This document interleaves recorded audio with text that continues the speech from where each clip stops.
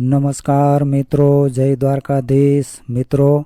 ફટકડીને આ જગ્યા ઉપર રાખવાથી તમારી બધી જ ઈચ્છાઓ પરિપૂર્ણ થશે। તમને આ જગતમાં કરોડપતિ બનતા કોઈ નહીં રોકી શકે। મિત્રો, આજના આ વિડીયોમાં તમને એક જબરજસ્ત ઉપાય જાણવા મળશે। આ ઉપાય એકદમ ઘરેલું છે અને સાવ સહેલો પણ છે।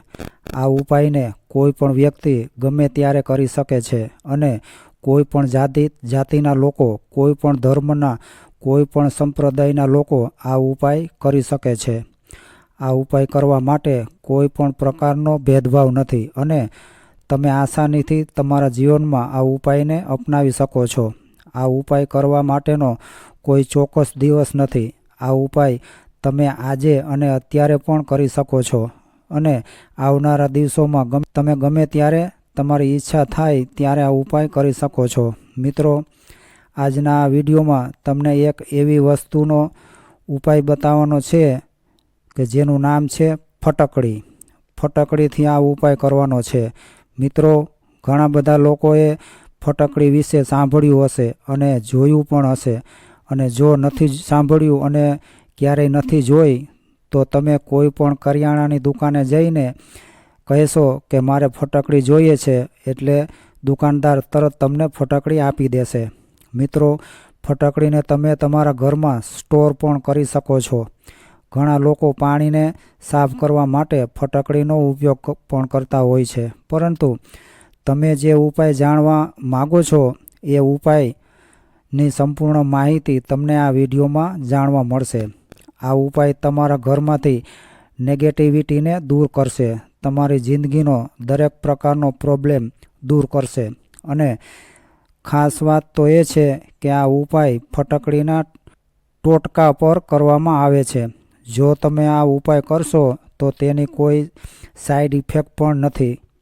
તો મિત્રો, ફટકડીના આ ઉપાય જાણતા પહેલાં તમને મારી વિનંતી છે કે કોમેન્ટ બોક્સમાં ભૂલ્યા વગર જય મહાલક્ષ્મી અવશ્ય લખજો અને ચેનલને સબસ્ક્રાઈબ પણ જરૂરથી કરજો। તો ચાલો શરૂ કરીએ ફટકડીના ઉપાયનો આ વિડીયો। મિત્રો, જો તમને ખરાબ સપનાઓ આવતા હોય, જો તમને રાત્રે ઊંઘ ન આવતી હોય અને તમારા બાળકોને પણ આવી કોઈ સમસ્યા છે, તો તમારે શું કરવું જોઈએ?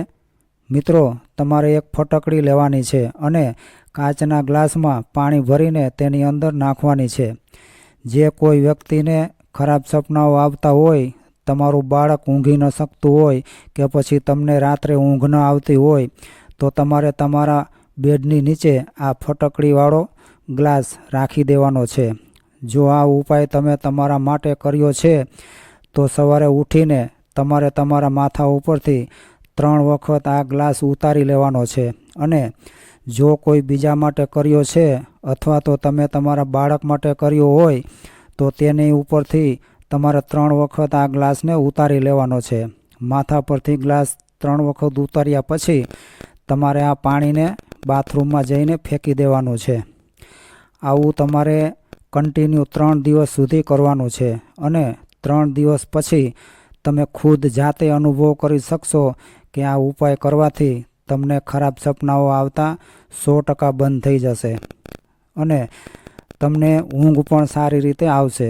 જો તમારી કોઈ દુકાન હોય, તમારો કોઈ બિઝનેસ હોય કે પછી તમે કોઈ નાનો મોટો વેપાર કરી રહ્યા છો અને તમારો વેપાર બરોબર રીતે નથી ચાલી રહ્યો, અથવા તો તમારો ધંધો બરાબર ન ચાલતો હોય, કોઈ અણધાર્યા પ્રોબ્લેમ આવી જતા હોય, તમને એવું લાગી રહ્યું છે કે આ જગ્યા ઉપર વાસ્તુ દોષ લાગી રહ્યો છે, અથવા તો કોઈ નેગેટિવિટી ઉર્જા આવી ગઈ છે, તમને એવું લાગી રહ્યું હોય કે તમારા ઘરમાં પૈસાની આવક થાય છે પરંતુ ઘરમાં પૈસા ટકતા નથી, અથવા તો ક્યારેક ઓચિંતા પૈસાની આવક સાવ બંધ થઈ જતી હોય છે, તમારા ઘરમાં નેગેટિવિટી ઘર કરી ગઈ હોય, તમને એવું લાગી રહ્યું છે કે કોઈની ખરાબ નજર તમારા ઘર ઉપર લાગી ગઈ હોય, અને જો તમને ઘરમાં ગમતું ન હોય, હંમેશા ઘરમાં એકબીજા સાથે ઝઘડાઓ ચાલી રહ્યા હોય, તો મિત્રો તમારે એક નાનો ફટકડીનો ટુકડો લેવાનો છે। એ ફટકડીના ટુકડાને એક તપેલીમાં નાખીને તેમાં પાણી નાખીને તેને ચૂલા ઉપર ગરમ કરો, અથવા તો તમે ફટકડીનો પાવડર બનાવીને તેને પાણીની અંદર ભેળવીને પછી ચૂલા ઉપર મૂકીને તે પાણીને ઉકાળી શકો છો. જે રીતે તમને અનુકૂળ પડે એ રીતે તમે કરી શકો છો. તમે જે દિવસે ઉપાય કરવાના હોય એના એક દિવસ અગાઉ પણ તમે ફટકડીવાળા પાણીને ઉકાળી શકો છો, અથવા તો તમે જે દિવસે ઉપાય કરો છો તે દિવસે પણ તમે પાણીને ઉકાળી શકો છો.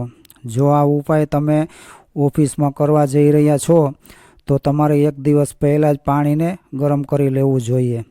મિત્રો, હવે તમે આ વિડીયોમાં બતાવેલી ક્રિયા બરાબર ધ્યાનથી સાંભળજો કે આ ઉપાયની વિધિ કેવી રીતે કરવાની છે.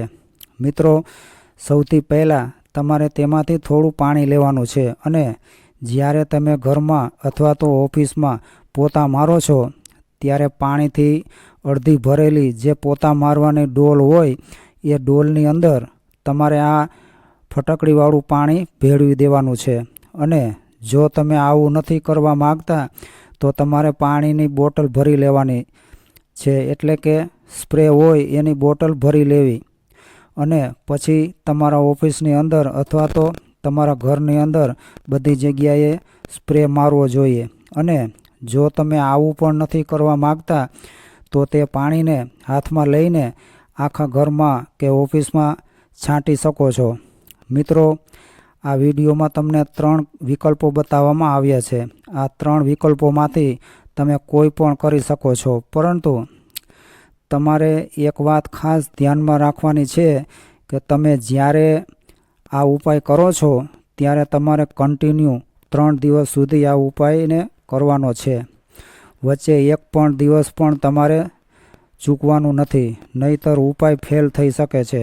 એટલા માટે 3 દિવસ સુધી લગાતાર તમારે આવું કરતું રહેવાનું છે. અને જો આ ઉપાય કરવાથી તમને ધારેલું પરિણામ નથી મળતું તો તમે દર મહિને આ ઉપાય કરી શકો છો. એટલે કે મહિનામાં 3 દિવસ આવી રીતે કરી શકો છો. પરંતુ યાદ રાખજો કે આ ઉપાય તમારે સતત 3 દિવસ કરવાનો છે. અને તમારા ઘરમાં કોઈ પ્રોબ્લેમ ન હોય તો પણ તમે આ ઉપાય કરી શકો છો, કારણ કે આ ઉપાય કરશો તો તમારા ઘરમાં કોઈ નવા પ્રોબ્લેમ નહીં આવે. હંમેશા દરેક સમસ્યા અને દરેક પ્રોબ્લેમ દૂર રહેશે. મિત્રો, આ ઉપાય કરવાથી તમારા ઘરમાં એનર્જી ખૂબ જ વધી જશે, સકારાત્મકતા વધી જશે. કોઈની ખરાબ નજર લાગી ગઈ હોય તો તે પણ દૂર થઈ જશે.